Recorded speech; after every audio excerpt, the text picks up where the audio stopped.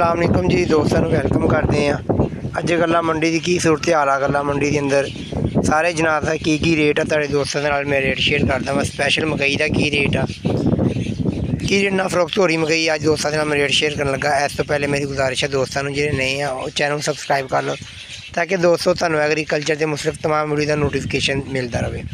अज आप गल करांगे दोस्तों सब तो पहले मकई की। माशाअल्लाह मकई गल्ला मंडी के अंदर बड़ी मकदार के अंदर आ रही है। तुसीं चेक कर दो माशाअल्लाह 200 400 500 मन का ढेर लग्या होया वा।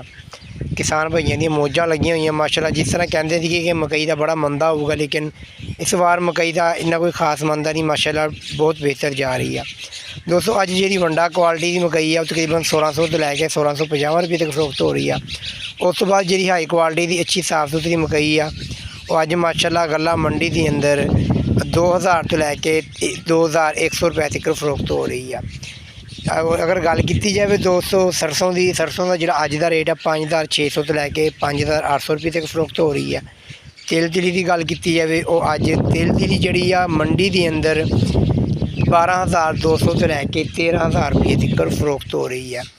इस तरह अगर गल की जाए दोस्तों धान मुंजी झोने की अज झोना जड़ा वा मुंजी गल्ला मंडी के अंदर 3900 तो लैके 4400 रुपये तक फरोख्त हो रहा वा। जिंदे अंदर कायनात 1121 1692 1509 उन्हें शामिल है।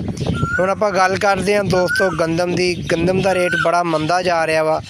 अज गल्ला मंडी के अंदर जी गंदम आ तकरीबन 2500 तो लैके 2650 रुपये तक 2660 रुपये तक जी गंदम आ वो फरोख्त हो रही है।